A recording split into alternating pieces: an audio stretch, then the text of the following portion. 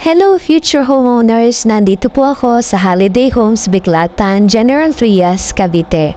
Halika, samahan niyo po ako na libutin ninyo ang buong subdivision po ng Holiday Homes para makita niyo po via online ang future subdivision niyo.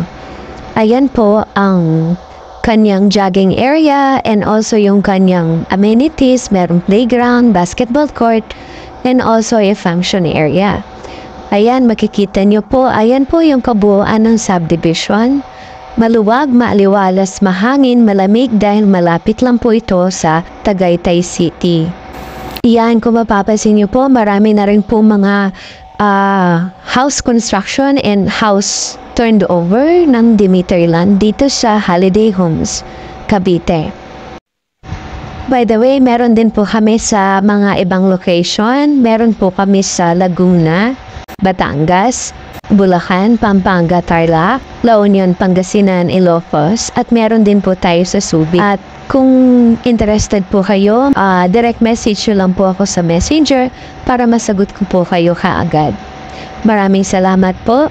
Keep on watching until the end. Ipapakita ko po yung actual turnover po. Ayan guys, nandito na po ako sa harap ng bahay ng Christina. Actual turnover po ito. Halika, samahan mo akong libutin ito. As you can see po, very spacious po siya. Meron po tayong setback dito ng 2 meters away from your house. Kaya makikita niyo napakaaliwalas po. At meron din po tayong service area dito sa may likuran ng bahay. And meron din po tayong balcony. Ayan, tara, pasok tayo. By the way, yung gamit pala na wood dito is mahogany. And makikita nyo naman po, ito po yung living room. And ito naman po yung dining room with sliding door going to lanay. You have also choice of full ceiling and drop ceiling. Ito naman po yung ating kitchen. Kasama na rin po ang kitchen cabinet. Ayan, and meron na rin po siyang tubig at kuryente. At may kasama din pong CCTV camera. Ayan, ito naman po, meron po tayong extra storage dito. And ayan po yung ating powder room. Complete na rin po ang turnover niya. Tara, akyat po tayo. Ayan, makita niyo yung stairs. Kompleto na po. Ganyan din po yung mati-turnover sa inyo. Okay, ito po yung hallway. And ito naman po yung door going out to your balcony. By the way, meron din po itong plan modification. Pwede niyo pong ipamodify po ang interior design niya pag nag-meeting po kayo kay architect.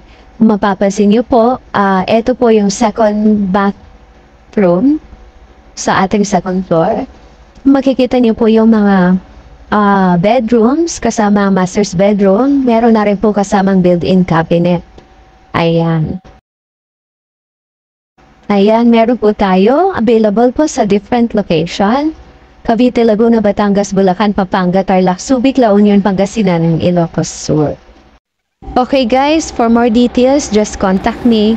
See you on my next video. Bye!